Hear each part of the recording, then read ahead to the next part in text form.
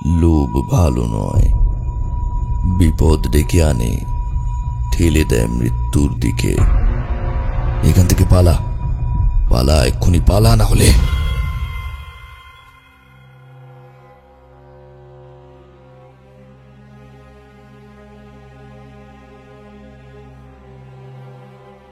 নমস্কার, আমি অরূপ। সংকেত অডিও স্টোরিজে আজ আপনারা শুনবেন হেমন্ত দত্তের লেখা কাল বৈশাখীর রাতে। বিশেষ সহযোগিতায় ঋতুরা স্টুডিও এবং 62 FPS studio. Poster design Soumyadeep Gui. আজকে গল্প পাঠে রিতম এবং আমি অরূপ। শুরু করছি আমাদের আজকের গল্প, হেমন্ত দত্তের লেখা কাল বৈশাখীর রাতে।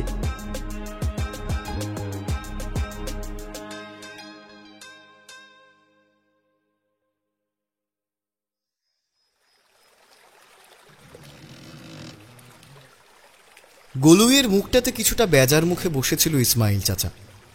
ইকবাল লগি ঠেলা থামিয়ে হালকা করে বসলো পাটার ওপর। মুখে হালকা হাসি নিয়ে বলল, কি হলো বলো তো চাচা, মুখখানা এমন প্যাঁচার মতো করে রেখেছো কেন? ইসমাইল চাচা খেঁচিয়ে উঠল, সাধে মুখ বেজার করে রেখেছি, তোকে এতবার মানা করছি শুনছিস না? ইকবাল, লোভ ভালো নয় রে, লোভ ভালো নয়, বিপদ ডেকে আনে।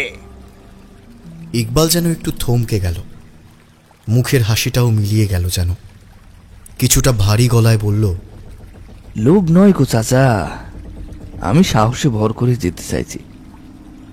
শুনেছি সে গায়ের গাঙে জাল ফেললে জাল থেকে নাকি রূপো উঠে আসে। আজ পর্যন্ত কেউ ফিরেছে রূপ নিয়ে? বল তুই, ফিরেছে? ইকবালের চোয়াল কঠিন হলো। দৃঢ় স্বরে সে বলল, কেউ ফেরেনি, কিন্তু ইকবাল ফিরবে তুমি দেখিনিও চাচা।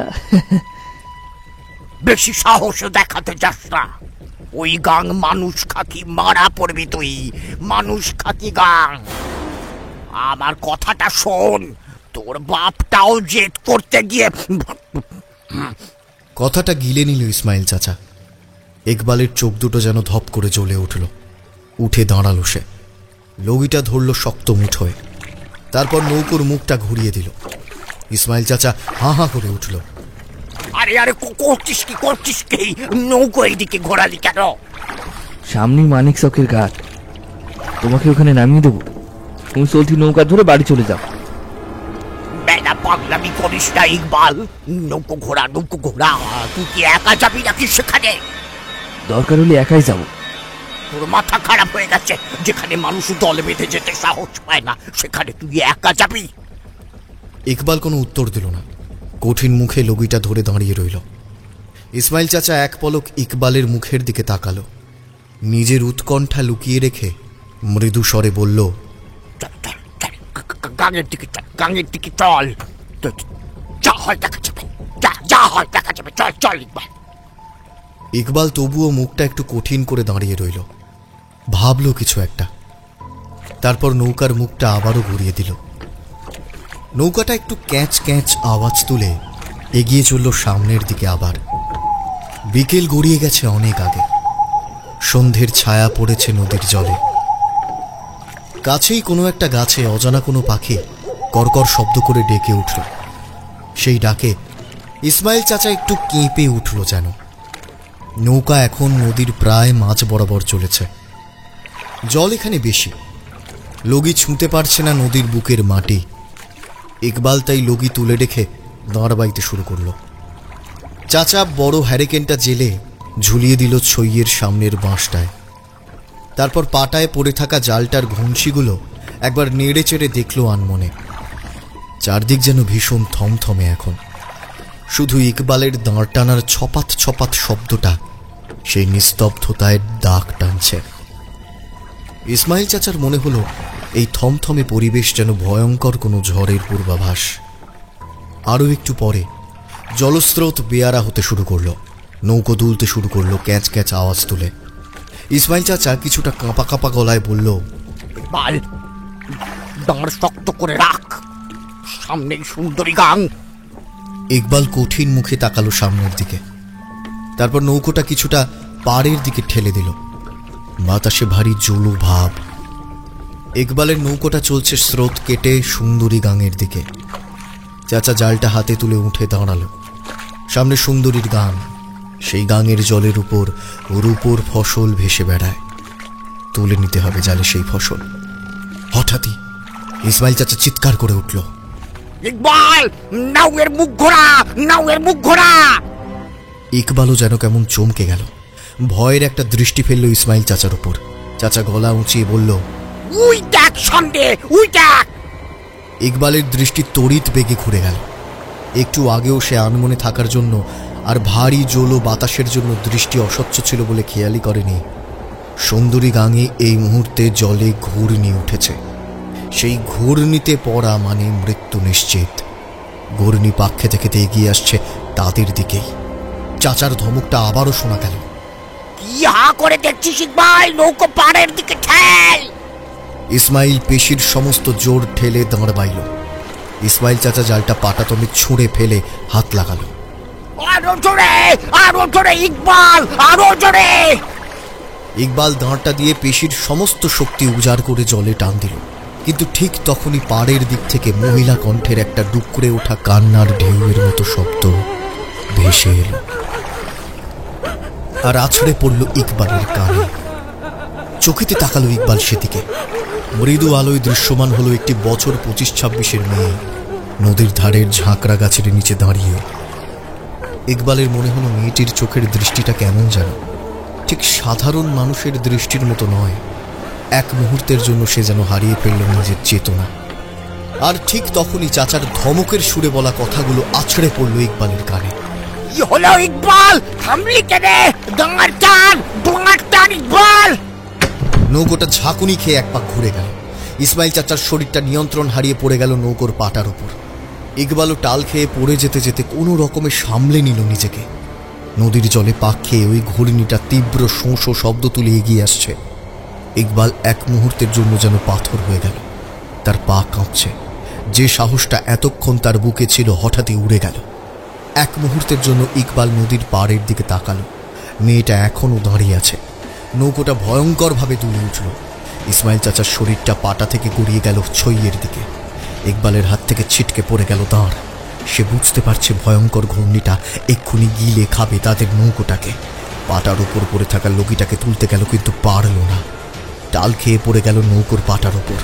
পড়তে পড়তেই দেখল রূপলি মাছের ঝাঁকটাও পাক খেয়ে ঘুরছে ঘূর্ণিতে। বেশ কয়েকটা আছড়ে পড়ল নৌকোর পাটার উপর।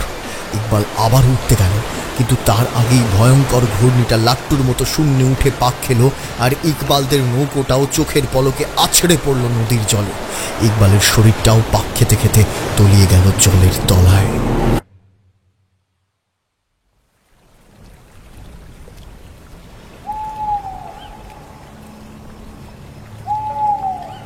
নদীর পাড়ের কোনো গাছে রাতচরা একটা পাখি ডেকে চলেছে একটানা।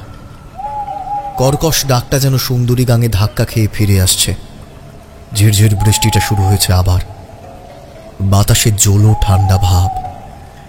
একটা রাতচরা পাখির ডাক আর নদীর জলের বয়ে যাওয়া শব্দটা ছাড়া তেমন কোনো শব্দ আর নেই চারপাশে। ঠিক যেন মনে হচ্ছে বিশ্ব চরাচরে কোনো একটা জমাট নিস্তব্ধতা শুকনো কাদার মতো খটখটে হয়ে বিছিয়ে আছে। আর সেই নিস্তব্ধতাকে ভাঙতে চাইছে রাতচরা পাখিটা। কাদা জলে মাখা একটা অচেতন দেহ শুয়ে আছে ঝাঁকড়া গাছটার কাছে। দেহটার বেশিরভাগ অংশটাই ডুবে আছে কাদা জলে। জেগে থাকা অংশটা নড়ছে মৃদু, অর্থাৎ এখনো সে জীবিত। ঠিক হাত কয়েক দূরেই জল কাদায় জেগে উঠল দুটো কাঁচের মার্বেলের মতো চোখ। কাদামাখা একটা মুখও জেগে উঠল কাদার মধ্যে। ধীর ভঙ্গিতে সেই দেহটা এগিয়ে এলো কাদায় নড়তে থাকা অপর শরীরটার দিকে। কাদার জলের মধ্যে দৃশ্যমান হলো কাঁটা কাটা দেহের চলমান অংশটা। নড়তে থাকা শরীরটার একদম কাছে এগিয়ে এলো ক্ষুধার্ত ভয়ঙ্কর প্রাণীটা। মুখটা হাঁ হলো তার। ধারালো দাঁতের শাড়িগুলো যেন অন্ধকারেও ঝিকিয়ে উঠল। প্রকাণ্ড হাঁ মুখটা গিলে খেতে চাইল নড়তে থাকা শরীরটাকে। আর ঠিক তখনই কেউ যেন ঝড়ের বেগে দেহটা তুলে নিয়ে সামনের জঙ্গলে অদৃশ্য হয়ে গেল।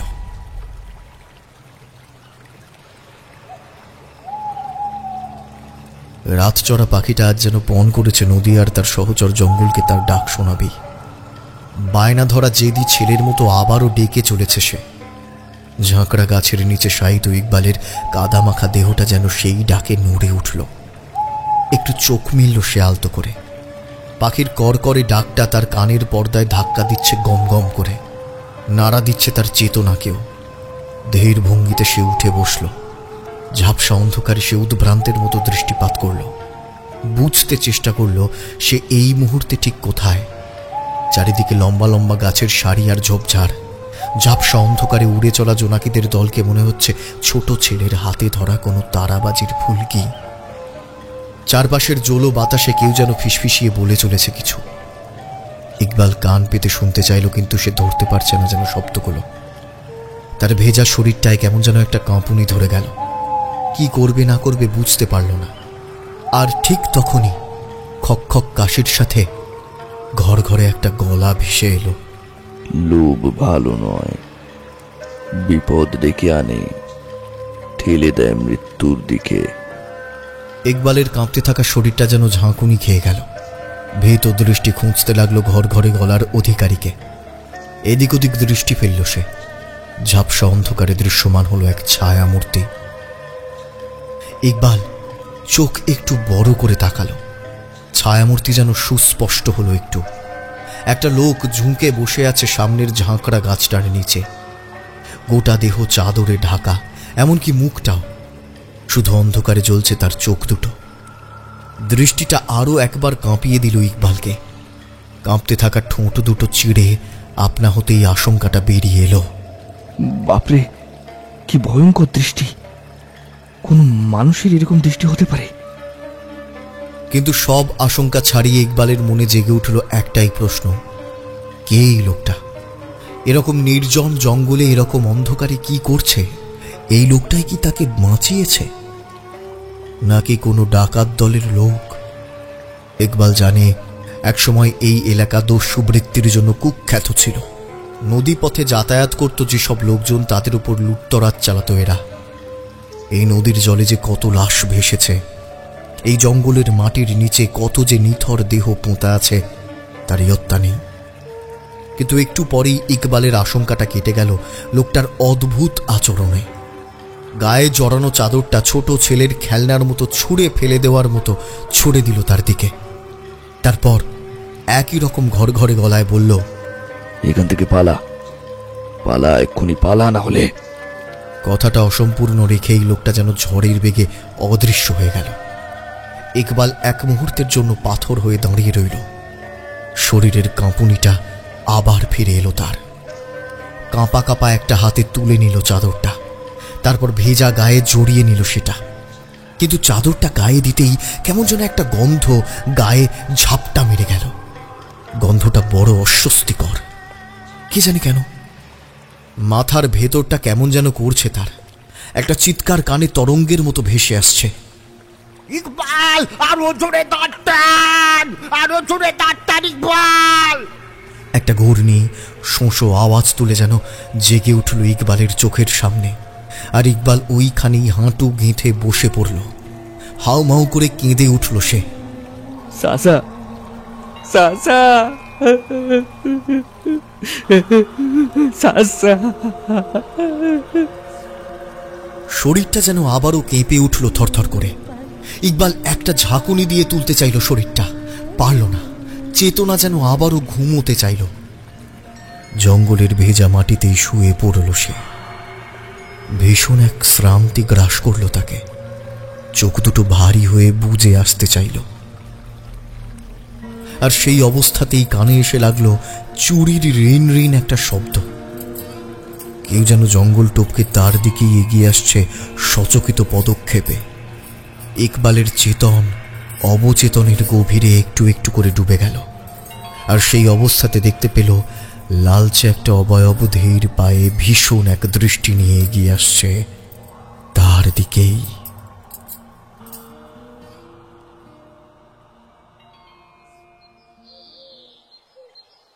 আকাশে জমে থাকা মেঘটা সরতে শুরু করেছে। আলোর ফিকে একটা আবহাওয়া ছড়িয়ে পড়েছে জঙ্গল জুড়ে। যে পাখিগুলো বৃষ্টি ভেজা রাতে নিজেদের বাসায় গুটিসুটি দিয়ে রাত কাটার অপেক্ষা করছিল, তারা যেন ভোরের আলোর দেখা পেয়েই কিচিরমিচির শব্দে খুশি ছড়িয়ে দিতে লাগলো জঙ্গলের বাতাসে। কিন্তু ভীষণ খুশির উল্টো পিঠেই যে বিপদের বাসা। সে নিঃসারে এগিয়ে আসে ধারালো থাবা নিয়ে। শুধু যার জীবনে আসে সে বুঝতে দেরি করে ফেলে। ইকবালও তাই বুঝতে পারল না তার জীবনেও কত বড় বিপদ হিংস্র থাবা নিয়ে এগিয়ে আসছে।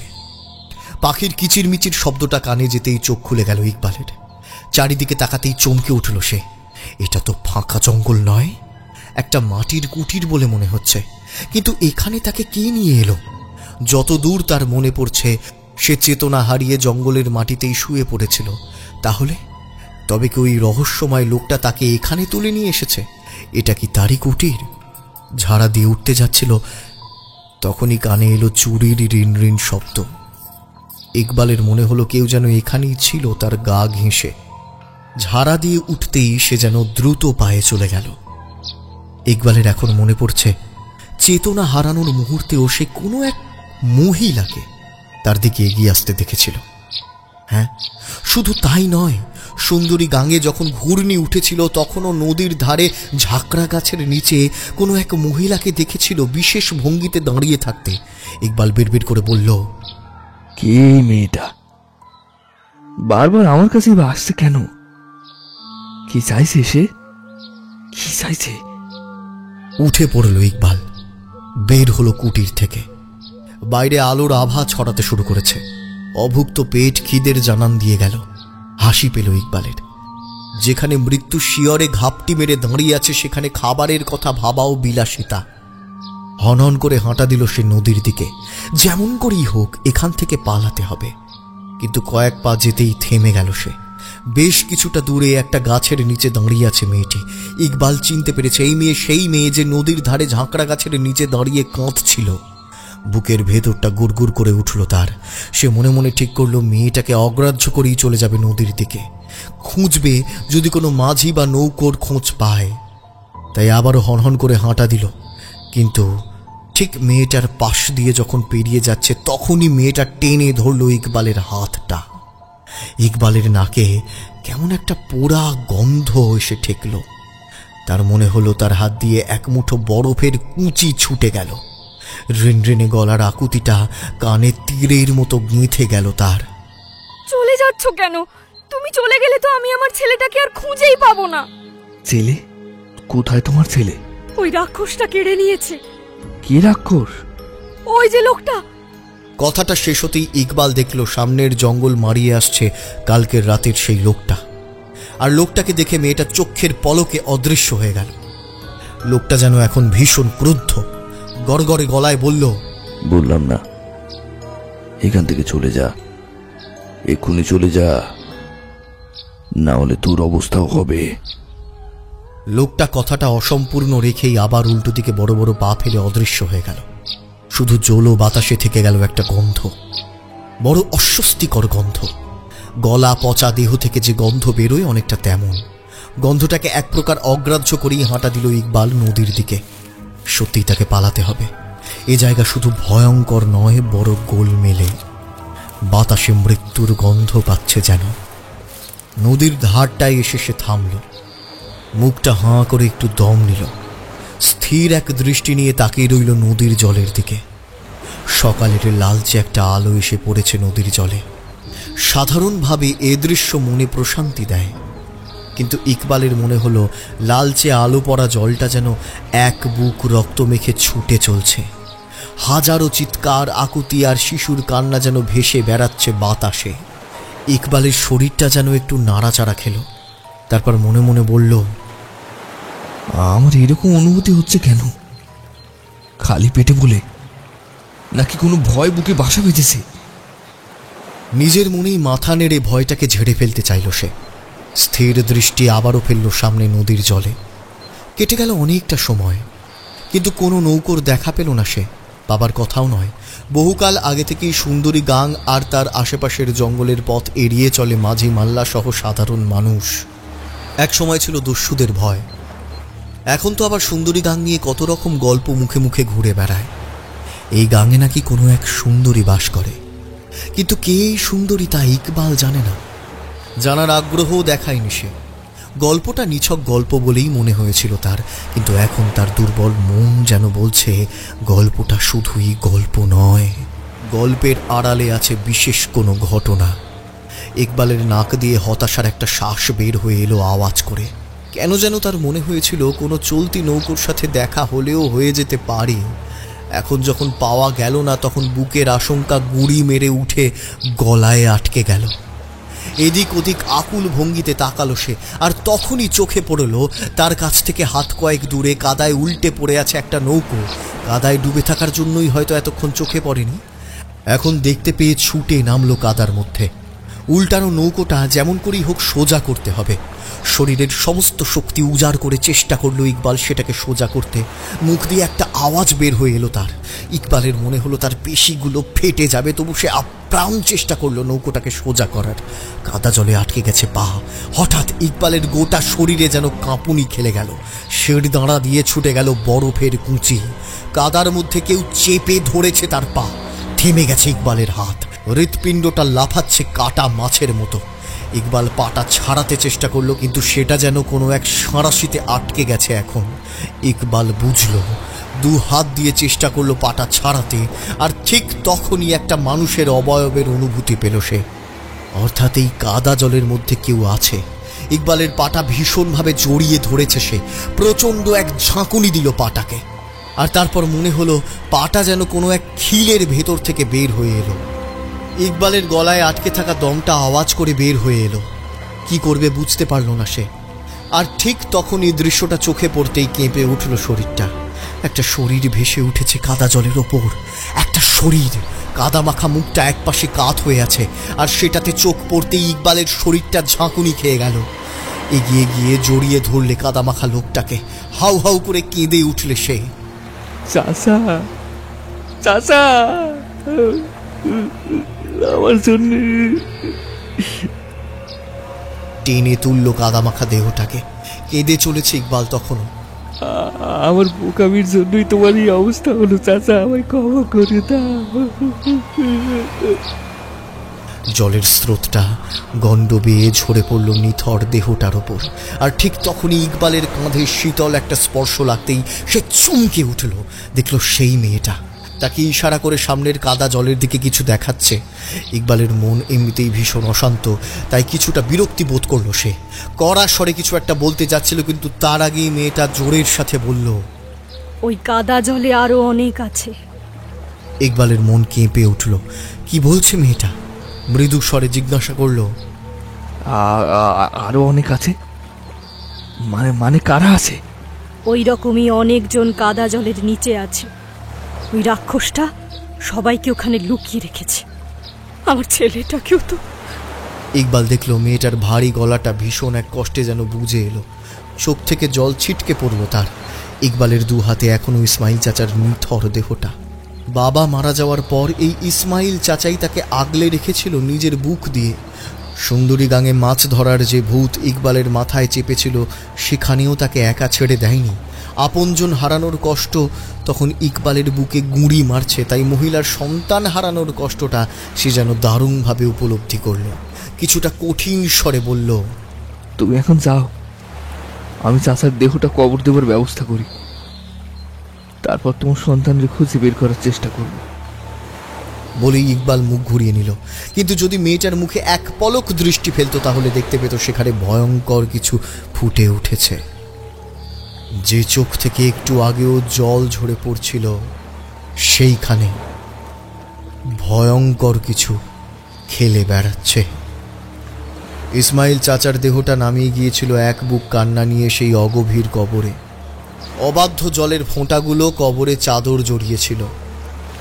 একটু পরেই সব কষ্ট, সব অস্বস্তি, সব ভয় ঝেড়ে ফেলে উঠে পড়েছে ইকবাল। এই চর ছাড়ার আগে আরও একটা কাজ যে তাকে করতেই হবে।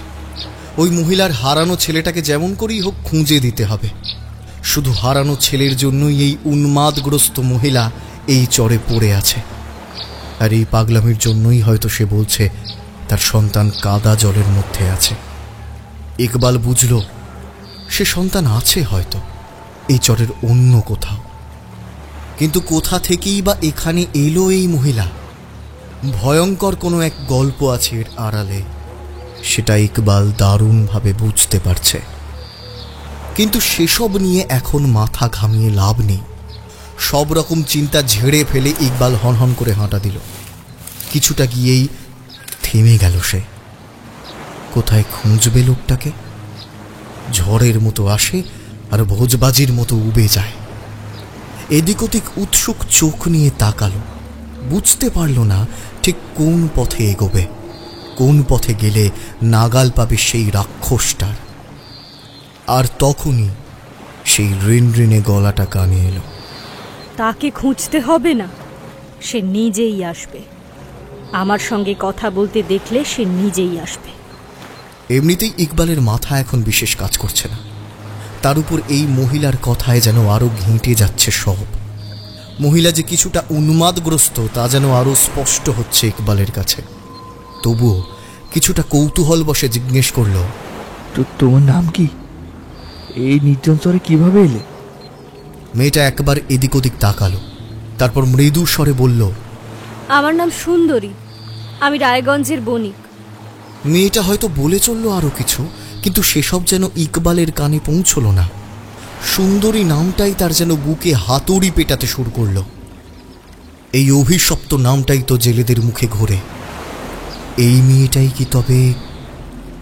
না না, তা কি করে সম্ভব? সে তো বহু দশক আগের ঘটনা। এই সুন্দরী তাহলে অন্য কেউ?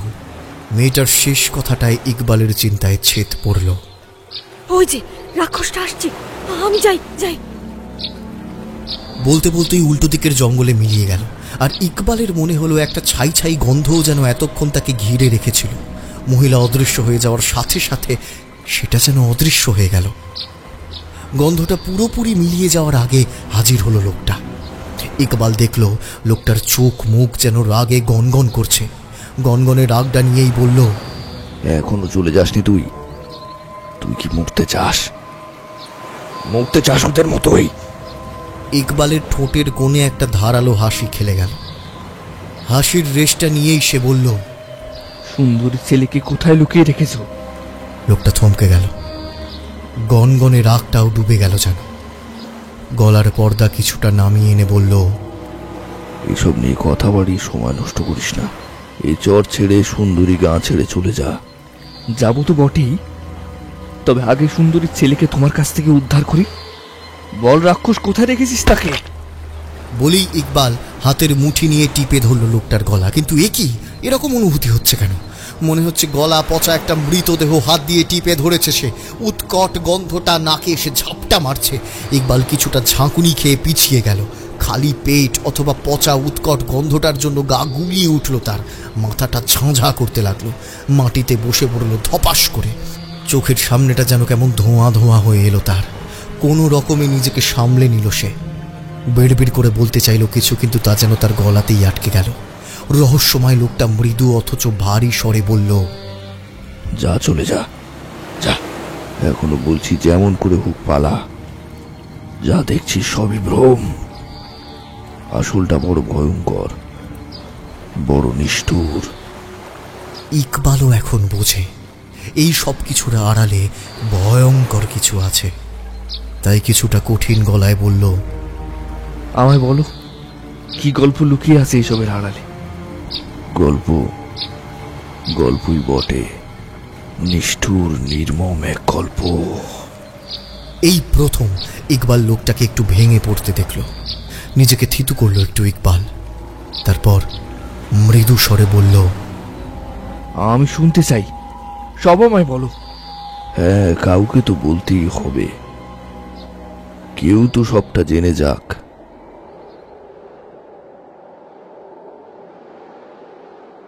এক মুহূর্ত চরম নিস্তব্ধতায় ভরে গেল চারপাশ। পাখির কলতান স্তব্ধ।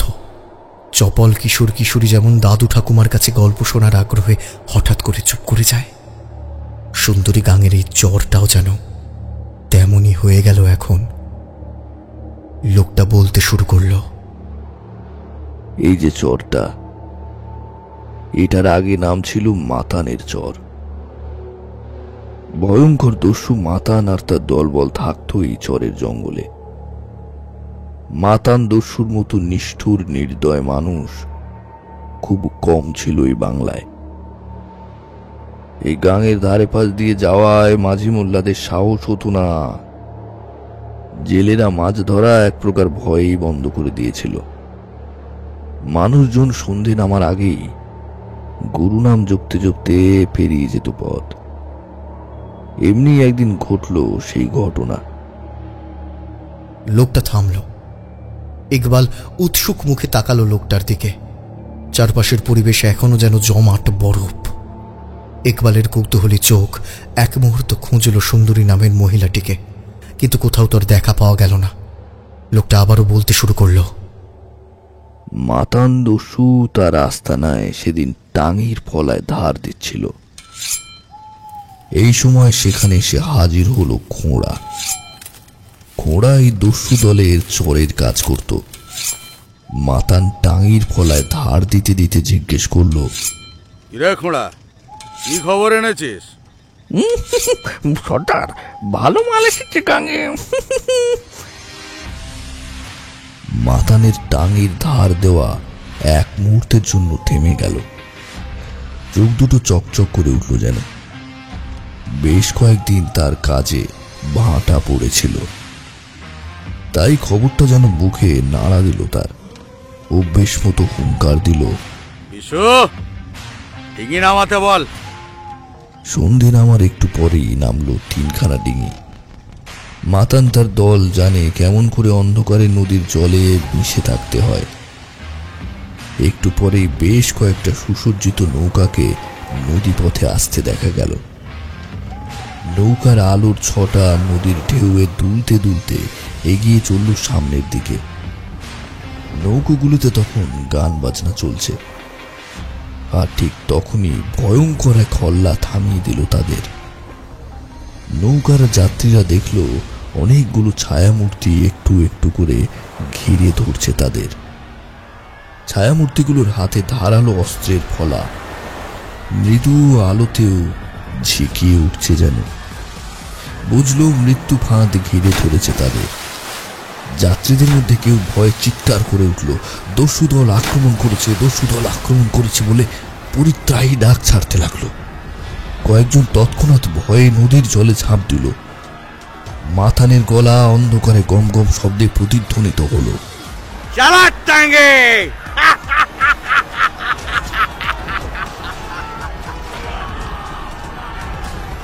নির্দেশ পেয়ে ছায়ামূর্তির মতো লোকগুলো লাফ দিয়ে নামলো সুসজ্জিত নৌকাতে। নৌকায় পুরুষ যাত্রীরা সঙ্গে থাকা বাঁশের লাঠিগুলো উঁচিয়ে বাধা দিতে চাইল, কিন্তু মাতানের দলের সামনে তার ঝড়ের সামনে পড়া খড়কুটোর মতো নিশ্চিহ্ন হয়ে যেতে লাগলো সব। রক্তে ভেসে যেতে লাগলো নৌকার পাটা। মাতান নিজে লাফ দিয়ে নামলো সেই নৌকাতে, যেটাতে করে সুন্দরী তার স্বামী আর 1 বছরের শিশুপুত্রকে নিয়ে চলেছিল গন্তব্যে। মাতানকে দেখেই সুন্দরী ভয়ঙ্কর আর্তনাদ করে উঠল,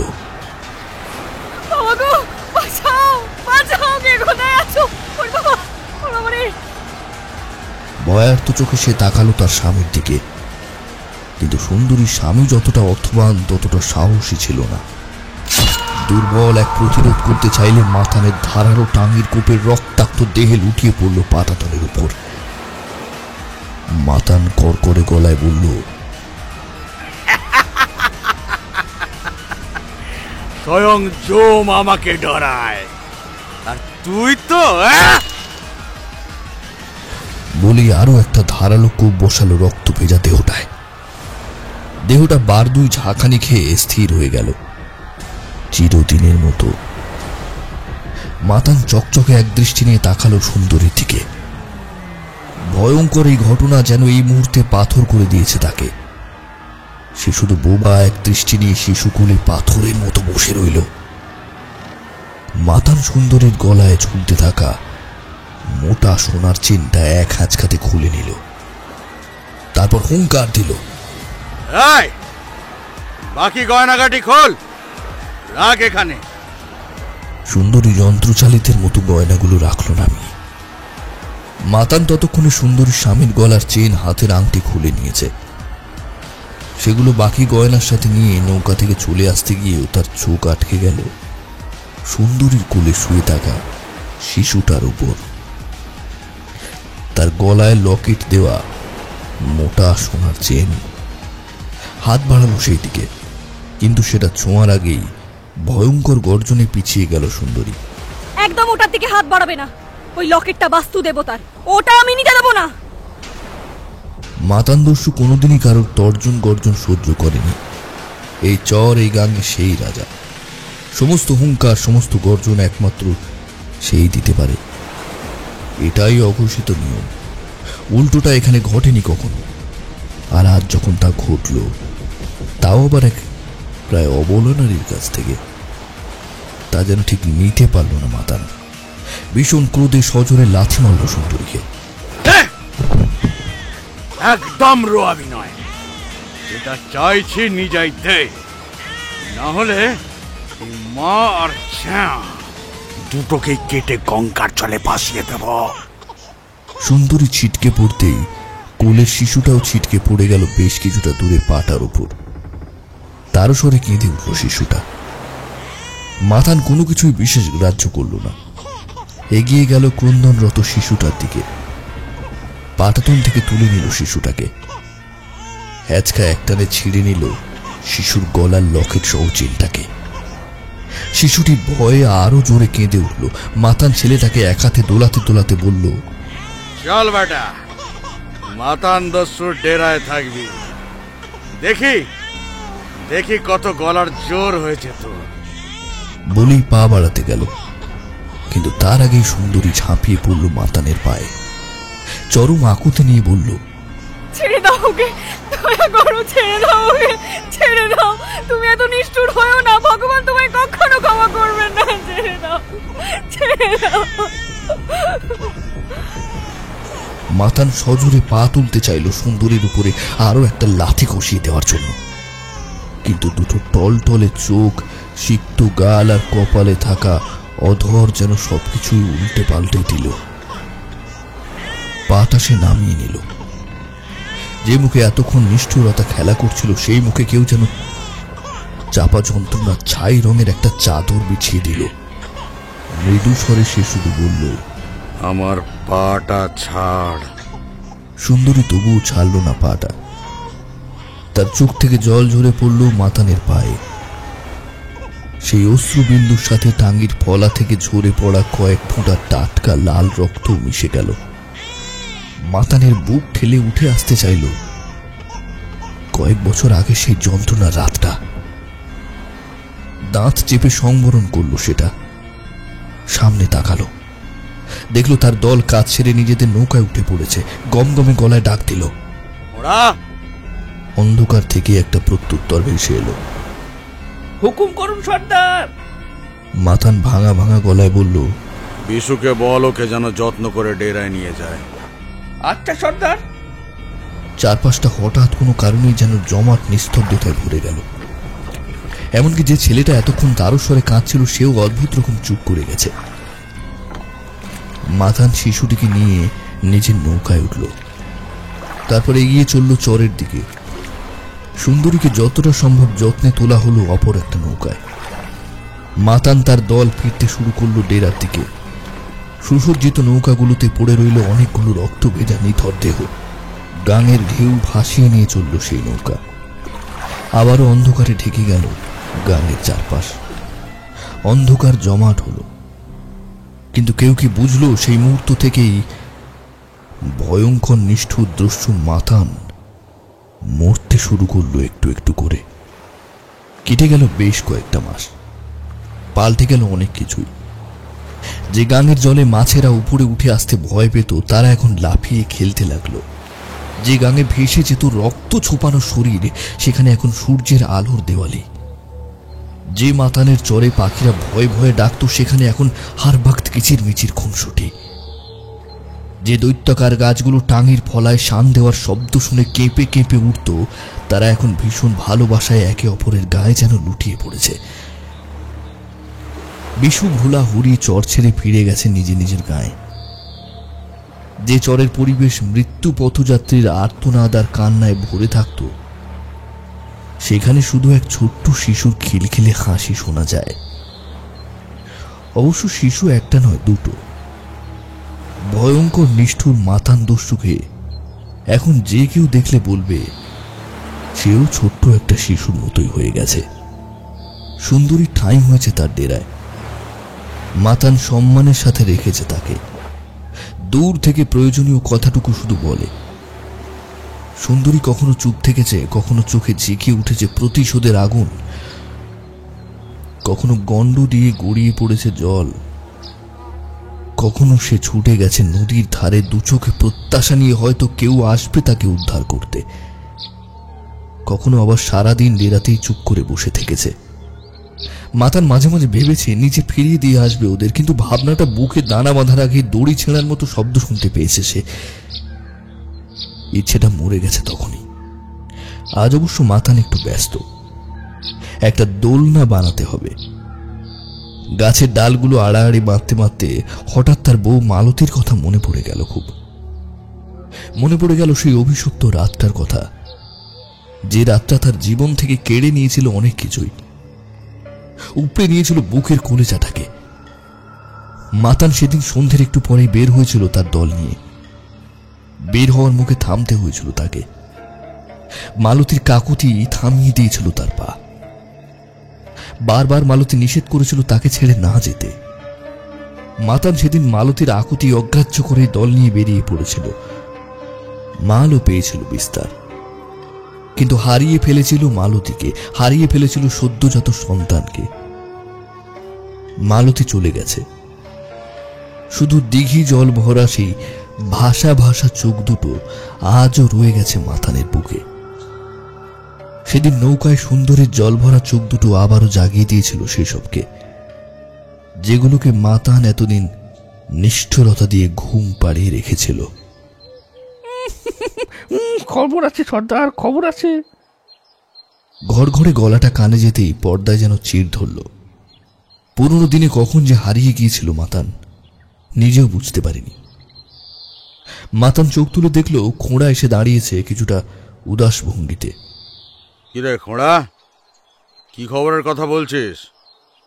খোঁড়া এতক্ষণ দ্বিধা দৃষ্টি নিয়ে তাকিয়েছিল মাতানের দিকে। কি খবর? কথাটা শুনে চোখ দুটো যেন ঝলমল করে উঠল। এলোমেলো দুপা এগিয়ে এসে বলল, সর্দার, জব্বর খবর আছে। ভালো মাল আসছে গানে। বিশু হারাদের খবর দি। মাতান এক পলক খোঁড়ার চকচকে মুখের দিকে দেখল, মৃদু গম্ভীর স্বরে বলল, না, ওসব আমি ছেড়ে দিয়েছি রে খোঁড়া। তা বলে কি হয় সর্দার? নাপিত যদি বলে যে চুল কাটবো না, বামুন যদি বলে পূজা আর্চা করবো না, তাহলে চলবে কেমন করে? আমি বলি কি। মাতান হাত তুলে থামিয়ে দিল খোঁড়াকে। একই রকম মৃদু গম্ভীর স্বরে বলল, তুই থাম, এখন ভগভগ করিস না। যা যা যা, আমার এখন মেলা কাজ পড়ে আছে, যা। খোঁড়া যেন এবার বেশ কিছুটা বিরক্তি বোধ করল। গলার পর্দা কিছুটা ছড়িয়ে বলল, কি এলেবেলে কাজে সময় নষ্ট করছো সর্দার? পরের বউ পরের ছেলে, দুদিনই বই তো নয়। আজ বাদে কাল এসে তোমার কাছ থেকে কেড়ে নিয়ে চলে যাবে। কথাটা কানে যেতেই ধপ করে জ্বলে উঠল মাতান। ভীষণ এক গর্জন ছেড়ে সে চেপে ধরল খোঁড়ার টুটিটা। আর একটা কথা বললে না, তোর টুটি ছিঁড়ে নেব আমি। ওই ছেলেকে মাতানের কাছ থেকে যে কেড়ে নিতে আসবে তাকে কেটে ফেলবো আমি, কেটে ফেলবো তাকে। খোঁড়ার টুটিটা ছেড়ে দিল মাতান। হঠাৎ চড়ে যাওয়া রাগটা থামতে চাইল না। নাক দিয়ে ফোঁস শব্দ করতে করতে সে আবার ফিরে গেল দোলনা তৈরির কাজে। খোঁড়া এক মুহূর্ত দাঁড়িয়ে রইল ওখানে। তার চোখের কোণে জল চিকচিক করছে। হরি, ভোলা, বিশু সবাই মাতানকে ছেড়ে গেলেও খোঁড়া কখনো ছেড়ে যায়নি তাদের সর্দারকে। যেতেও না হয়তো কোনোদিন। কিন্তু যে সর্দার তার গায়ে মাছি পর্যন্ত বসতে দিত না, সেই সর্দার কিনা তার টুটি পর্যন্ত না, এ বড় কষ্টের তার কাছে। ভারী একটা স্বরে সে বলল, আমি আসছি সর্দার, বুঝেছি খোঁড়াকেও এবার যেতে হবে।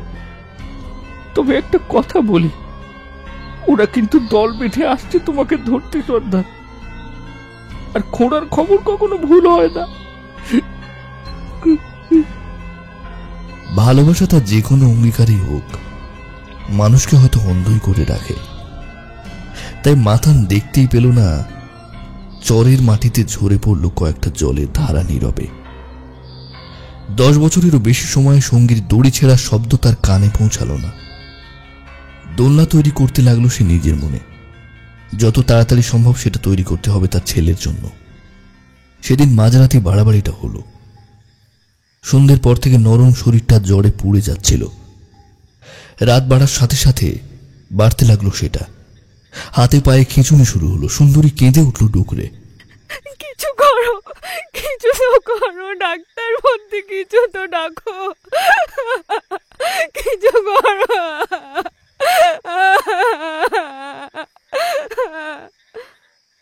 মাতান এতক্ষণ চরম এক অস্বস্তি নিয়ে পায়চারি করছিল, কিন্তু এখনই সে সিদ্ধান্ত নিল। নিজের মনে বিড়বিড় করে বলল, না, যা হয় হোক, যেতে আমাকে হবেই।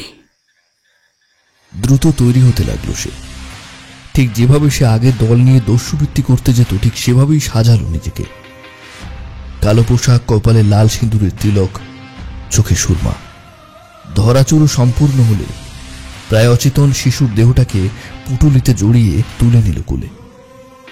এক হাতে ধারালো টাঙি। কুপির মৃদু আলোতেও যেন টাঙের ফলাটা বিদ্যুতের মতোই ঝলসে উঠল। যেন সে বলতে চাইল মাতানের টাঙিতে এখনো মরচে পড়ে যায়নি, তাতে আগের মতোই ধার আছে। মাতান পা বাড়ালো। সে যাবে জবন বুদ্ধির কাছে, তাকে লোকে ধন্বন্তরী বলে।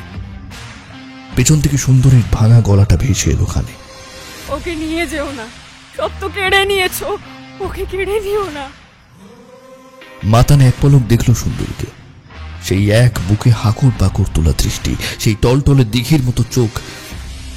মাতান যেন এক মুহূর্তের জন্য এলোমেলো হয়ে গেল। তারপর নিজেকে দ্রুত গুছিয়ে নিয়ে বলল, আমার উপর বিশ্বাস রাখো, ওর কোনো ক্ষতি আমি হতে দেব না। আমি ওকে বুদ্ধির বাড়ি নিয়ে যাচ্ছি। সুন্দরী যেন বিশ্বাস করল না কথাটা। মাথা নাড়াতে নাড়াতে বলল, না, তুমি মিথ্যে বলছো। তুমি কাউকে বাঁচাতে জানো না, তুমি শুধু মারতে জানো। তুমি বুদ্ধি এখানে রাখো, এখানে এখানে। মাতানের মনে হলো কেউ যেন ভোঁতা একটা ছুরি দিয়ে কাটতে চাইছে তার হৃৎপিণ্ডটাকে।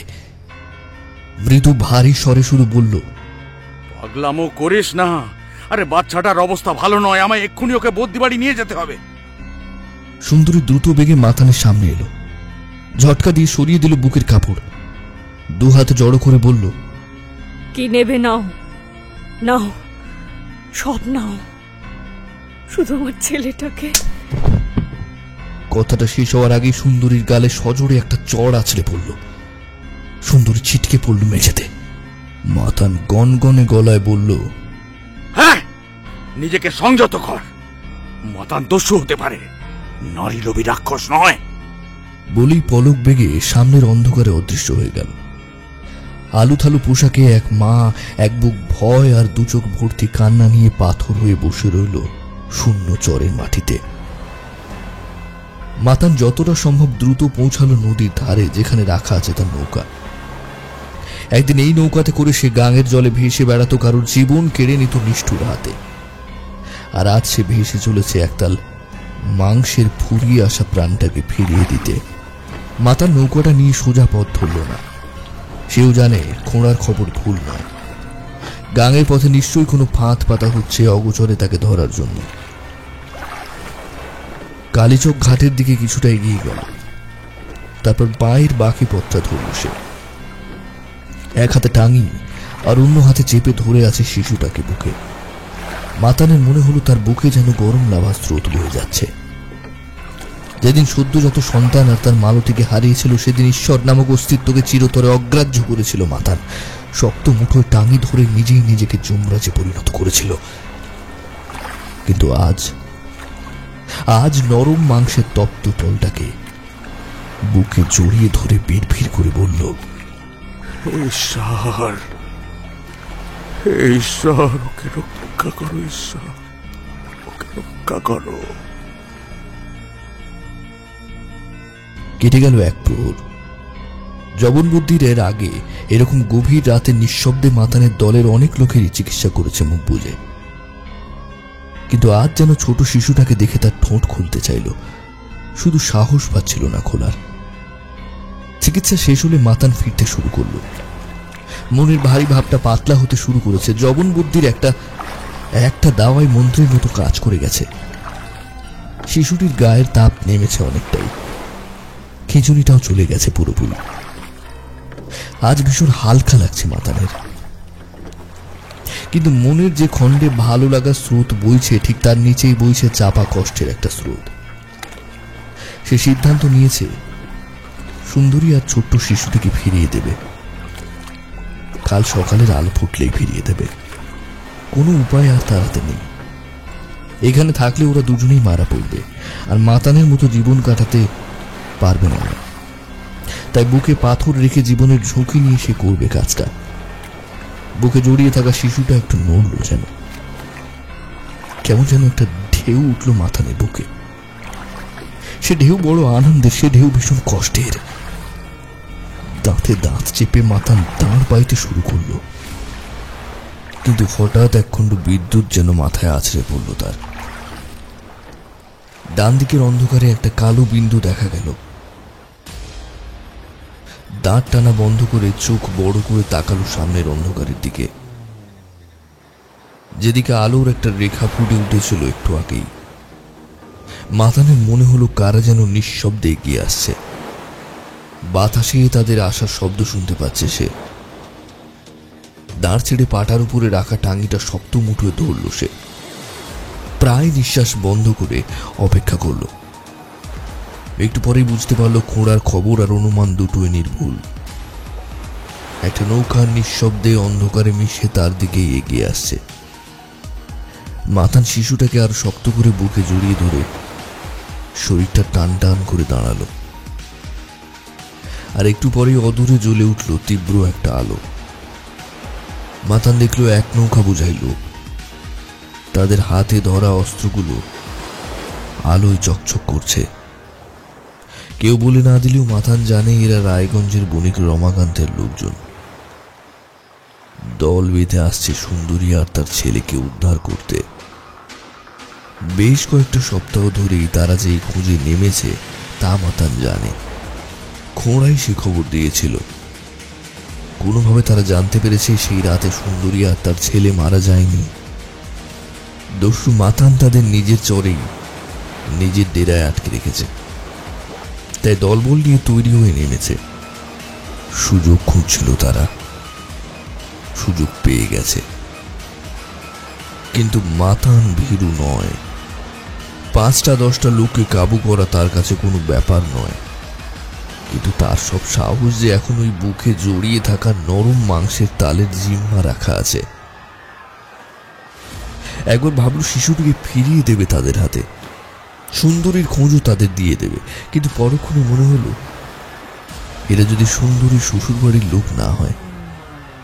তাছাড়া সে সুন্দরীকে কথা দিয়েছে তার শিশুকে তার কোলে ফিরিয়ে দেবে। তাই মাতান সিদ্ধান্ত নিল উল্টো দিকে নৌকার মুখ ঘোরাবে। এখান থেকে যত দ্রুত সম্ভব চলে যাবে। কিন্তু সিদ্ধান্ত কার্যকরী হওয়ার আগেই দেখল দুজন লাফ দিয়ে নৌকায় উঠেছে। নৌকাটা দুলে উঠল ভীষণভাবে। আর কেউ কিছু বোঝার আগেই কোনো এক প্রতিক্রিয়ায় যেন মাতানের হাতের টাঙে বিদ্যুৎ থেকে খুব বসালো দুজনের শরীরে। দেহগুলো রক্তের চাদরে শুয়ে পড়ল। মাতানের বুকে জড়িয়ে থাকা শিশুটা কেঁদে উঠল।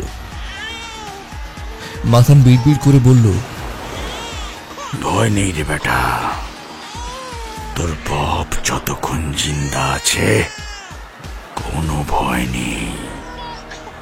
আরো একজন লাফ দিয়ে নৌকায় উঠল। মাতান মুখে একটা আওয়াজ ছেড়ে চালিয়ে দিল টাঙ্গিটা।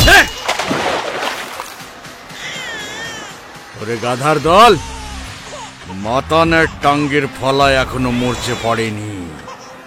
লোকটার মুন্ডুটা ধর থেকে ছিন্ন হয়ে পড়ল নদীর জলে সশব্দে। আক্রমণকারী নৌকাটা পিছুতে শুরু করলো ধীরে ধীরে। আলোর রেখাটা অন্ধকারে পুরোপুরি মিলিয়ে যেতে টাঙ্গিটা আবার পাটায় নামিয়ে রাখলো। আটকে থাকার দমটা আওয়াজ করে বের হয়ে এলো তার। দাঁতটা তুলে নিল নিঃশব্দে। ছপ ছপ জল কেটে মাতানের নৌকা এগিয়ে চলল চরের দিকে। কিন্তু চর থেকে মাত্র কয়েক হাত আগে একটা বল্লম অন্ধকার ফুঁড়ে এসে মাতানের কাঁধের পাশ দিয়ে বেরিয়ে গেল। একটা দল তখনও অন্ধকারে অদৃশ্য হয়ে গেলেও আরো একটা দল চরের ধারে অপেক্ষা করছিল তার জন্য। আজ এরা মরিয়া হয়ে আছে তাকে ধরার জন্য, তাকে মারার জন্য। হয়তো তারা ভেবেছে মাতানকে না মারতে পারলে সুন্দরী আর তার ছেলেকে উদ্ধার করা যাবে না, তাই মরণ বুহ রচনা করেছে নদীপথে। মাতান টাঙিটা তুলে নিল আবার।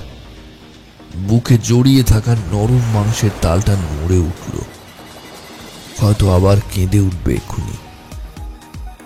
মাতান চোয়াল কঠিন করল, গমগমে গলায় হুঙ্কার দিল, ওরে কাপুরুষের দল, অন্ধকারে লুকিয়ে না থেকে সামনে আয়। দেখি দেখি মায়ের কত দিন।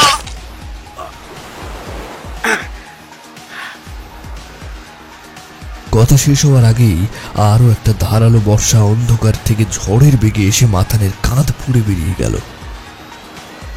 রক্ত চলকে উঠল, শরীরটা ঝাঁকুনি খেয়ে গেল আর নিয়ন্ত্রণ হারিয়ে পড়ে গেল কাদা জলে। নদীর স্রোত ভাসিয়ে নিয়ে গেল বুকে জড়িয়ে থাকা শিশুটাকে। মাতানের রক্ত ভেজা শরীরটা আটকে গেল কাদা জলে। বাইরে তখন আক্রমণকারীদের কলরব, আর মাতান তখন পাগলের মতো কাদা জলের ভেতরে খুঁজে চলেছে সেই নরম মাংসের তালটাকে। কেটে গেল আরো কয়েকটা মুহূর্ত। মাতান উঠে এলো কাদা জল থেকে।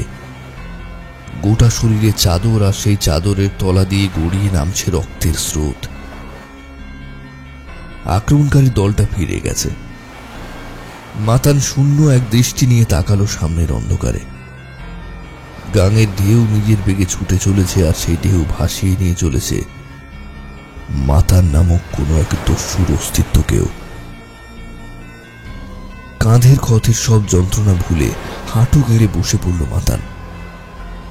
বুক চাপড়ে গলা ফাটিয়ে কেঁদে উঠল।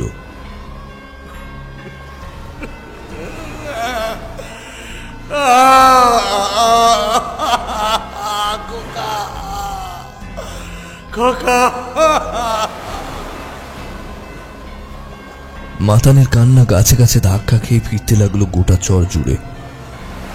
কতটা সময় যে কাটলো কে জানে। মাতান উঠে দাঁড়ালো। রক্ত এখনো গড়িয়ে চলেছে, বুক ফাঁকা, শরীর কাঁপছে তীর তীর করে। কাঁপতে থাকা শরীরটা নিয়ে ফিরল ডেরায়। ডেরার মুখেই কঠিন মুখে দাঁড়িয়েছিল সুন্দরী। মাতানের কাদামাখা শরীরটাকে এক পলক দেখল সে। কঠিন গলাতেই বলল, আমার ছেলে কোথায়? মাতান মৃদু নরম স্বরে বলল, আমার কথা শোনো, ওরা আসলে ওরা। কথা শেষ হওয়ার আগে সুন্দরীর কোমরে লুকিয়ে রাখা কাটারিটা তীব্র বেগে চালিয়ে দিল মাতানকে লক্ষ্য করে। মাতান শরীরটা সরিয়ে নিতে গেল, কিন্তু কাঠারির ধারালো প্রান্তটা চিরে দিল মাতানের বুকটা। রক্ত ফিনকি দিয়ে গড়িয়ে পড়ল। মাতানের শরীরটা ঝাঁকুনি খেয়ে পড়ে গেল মাটিতে। কাটারির আরো একটা কোপ বসে গেল মাতানের চওড়া ছাতিতে। একদলা রক্ত ছিটকে এসে লাগলো সুন্দরীর মুখে। মাতানের মুখ দিয়ে চাপা যন্ত্রণার একটা আওয়াজ বের হয়ে এলো। সুন্দরী কাটারিটা ছুঁড়ে ফেলে দিয়ে ধরল মাতানের একটা হাত। হিড়হিড় করে টেনে নিয়ে চলল মাতানের নিস্তেজ শরীরটাকে।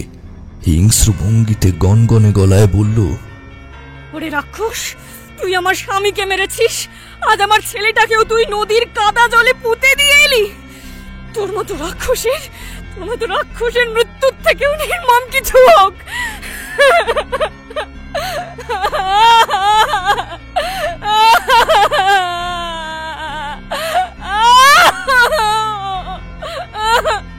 প্রাণবায়ু একটু একটু করে নিঃশেষ হয়ে আসতে লাগলো মাতানের। চোখের সামনে ধোঁয়া ধোঁয়া ভাবটা ঘন জমাট হতে লাগলো। আর ঠিক তখনই মাতান বুঝে আসা চোখে দেখতে পেল তার আস্তানাটা দাও দাও করে জ্বলছে, আর সেখান থেকে মহিলা কণ্ঠের মৃত্যু আর্তনাদ ভেঙে খান খান করে দিচ্ছে রাতের নিস্তব্ধতাকে।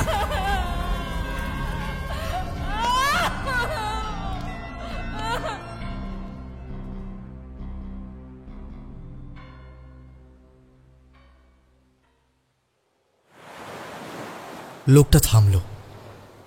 ইকবাল তখনও যেন ডুবেছিল কোনো এক ঘোরে। তার মনে হলো তাদের গাঁয়ে মেলার মাঠে সাদা পর্দা খাটিয়ে যে সিনেমা দেখানো হয় সেরকমই কোনো এক সিনেমার দৃশ্য যেন তার সামনে ঘটে গেল।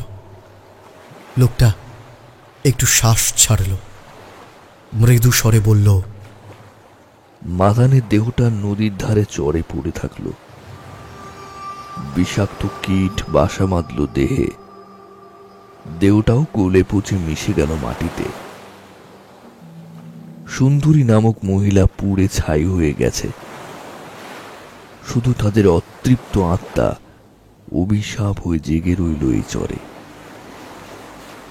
লোকমুখে তাই এই চরের নাম হয়ে গেল সুন্দরী গাঙের চর। চলে যাও, চলে যাও ওই চর ছেড়ে, না হলে সে নিষ্ঠুর নির্মম মৃত্যু তোমাকেও দেবে। ইকবাল উঠে পড়ল।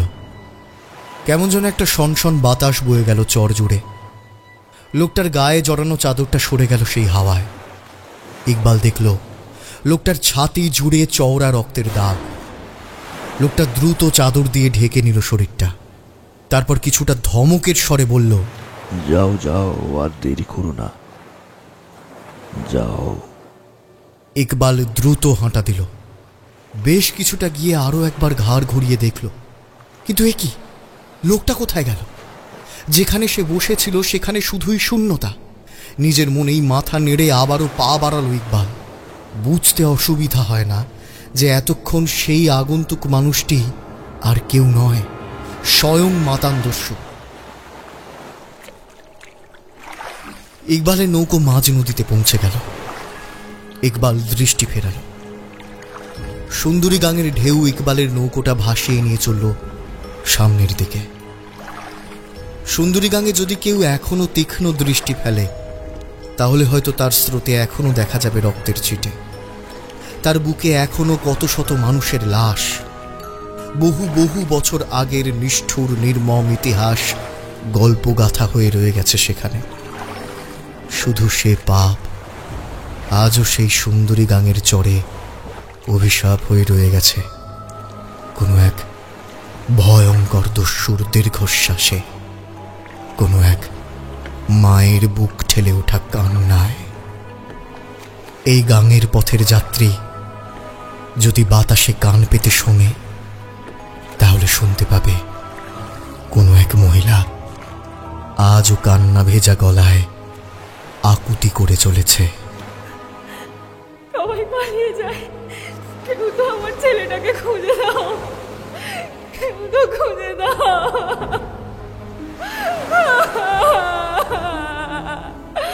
আমার ছেলেটাকে খুঁজে দাও।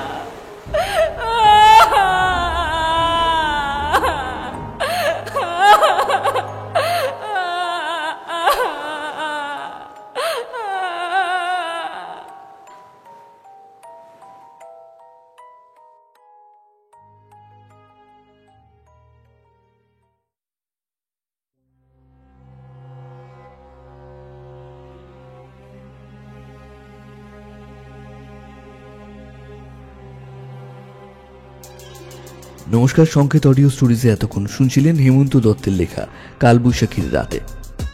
গল্পটি কেমন লাগলো অবশ্যই আমাদের জানাতে ভুলবেন না।